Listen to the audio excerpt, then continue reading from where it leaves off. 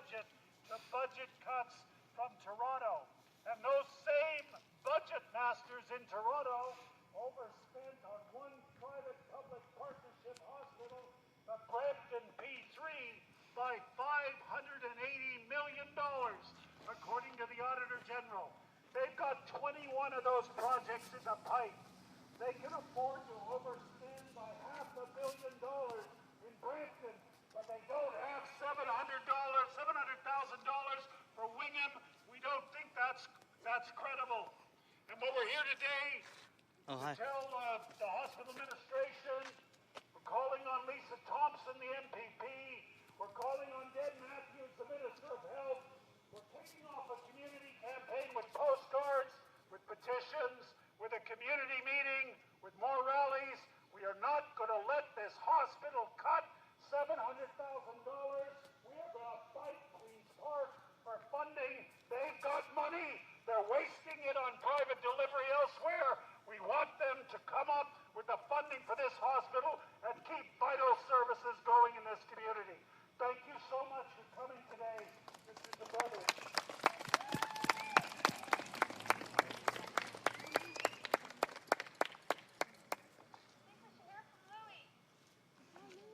You should go up there and speak.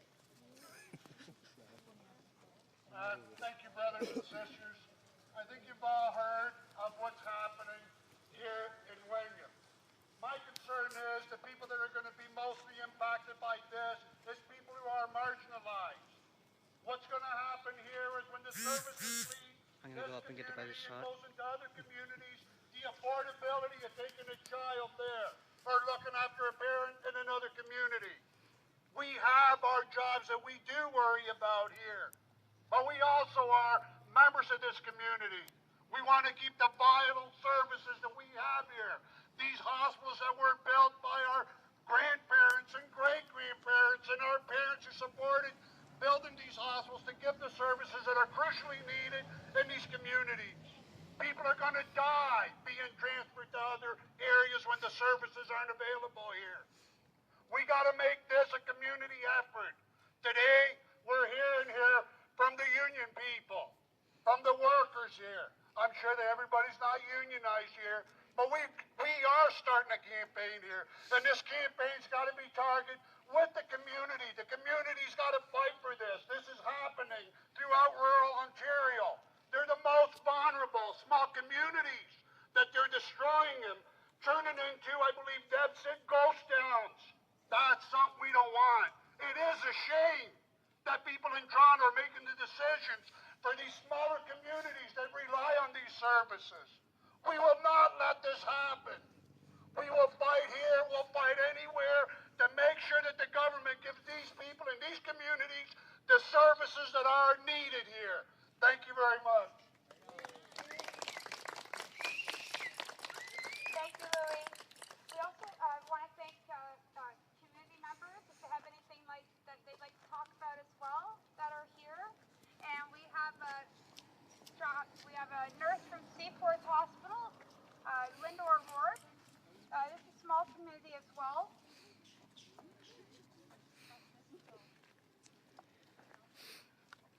Like Trina says, I do work in Seaforth. Our hospital is smaller than what you are here in Wingham. And my fear is like Debbie's. The government is setting the hospitals up to fail with funding that's decreasing every year. It's worse this year, it'll be worse next year, and it'll even be worse after that. We have no idea when this or how this is ever going to stop. Thank you for coming out. We appreciate the support.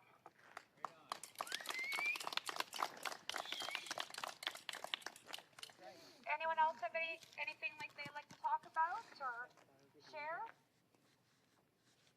No? All right, thanks again for coming. This won't be the last. We want to give that support to Wingham, and we'll let you know in media announcements when there's another time that you can come out and support the hospital. I think you've all signed postcards today. We do have approximately probably 1,940 more. So we will be giving them out. We'll ask that you take them home. You get your family, you get your neighbors. Anybody that needs this service to sign those postcards, we're going to send them on in to Lisa Thompson. See if Lisa will be our voice for us. After that, we will be having more petitions going out. We will be having more rallies. This is just the start, but we're not going to take it. We're not going to lay down and let them steamroll us. We have to try something. If we don't, we might as well just go home now and shut the doors. But if we're not willing to fight for it, who's going to be willing? We have to start it, and that's why we're here today. We're starting this ball rolling. Thanks once again for coming out. TP direly needs the support. We appreciate the nurses coming out, the RPN and the ONS. We appreciate that. We appreciate our patients. We appreciate our neighbors and our friends. Anybody that can give us a hand, thank you very much.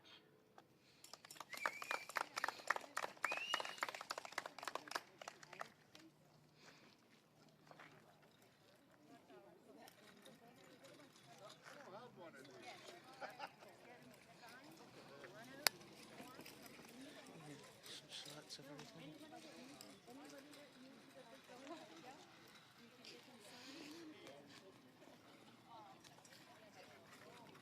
So you're gonna show up for the other ones? Have fun. What? Are you gonna show up for the other ones? Might as well. Well, I have no idea when they are, so I'm gonna probably see if I can get their email or something. Talk to someone there. So far, I think you'd be a good speaker if you want to speak. I don't know what to say. Huh? I mean, this is just coming to my attention now. I'll probably have to do more research. I just learned about it as well. But I mean, that's kind of that's kind of expected. You have to be positive. Yeah. I don't know how many people actually joined. So far, we're the only students that have actually shown up. I messaged Kendra, but she didn't get my message yet, so.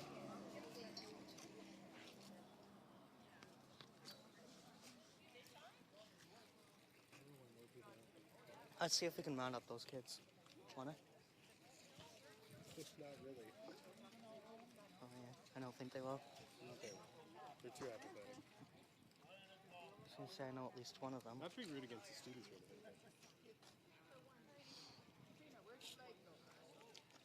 I remember that one guy wearing a white shirt. He just started laughing when the teachers are protesting, so.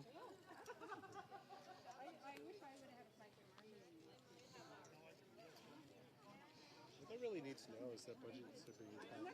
Yeah. Do you know Kayla just walked in there? Hospital? Kayla Murray? Yeah. Huh? If the hospital keeps getting cut, she won't be able to do that. Neither will any other students. Nope.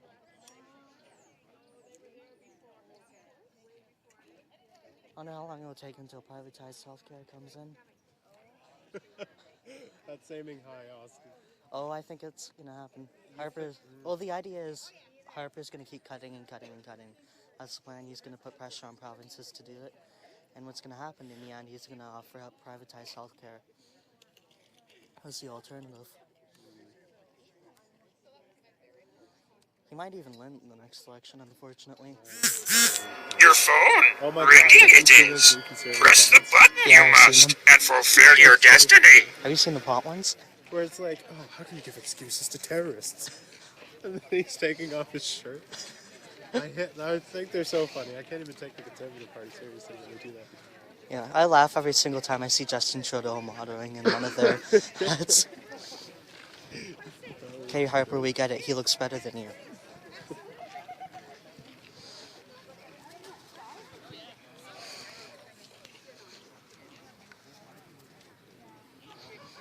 Unfortunately, with the Fair Elections Act, it might even be a possibility that he's going to win. Fair Elections Act. Yeah, unfair. There you go. Oh, there's some more people. One more person. I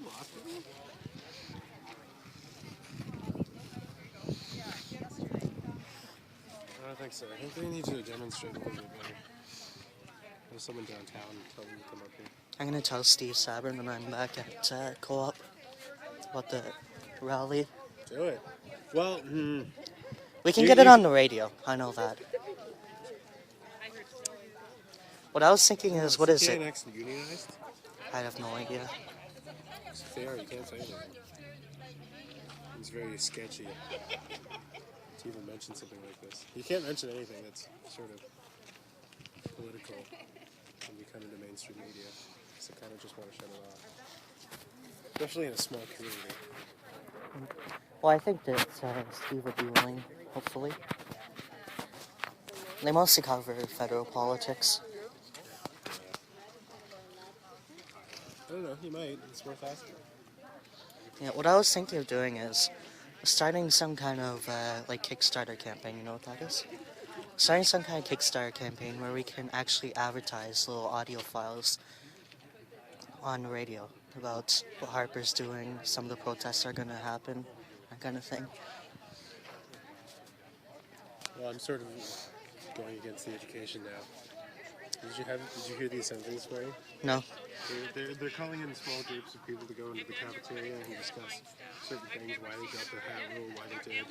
Yep. They're getting people to get out of the staff parking area, and if you don't, then you will pay for a tow truck to get you out of there. Like, I don't want to say they're becoming fascistic, because that's almost too extreme, but it seems like it did. They love their parking spots too much. And Miss Broman shouldn't be really saying anything. She makes $145,000 a year.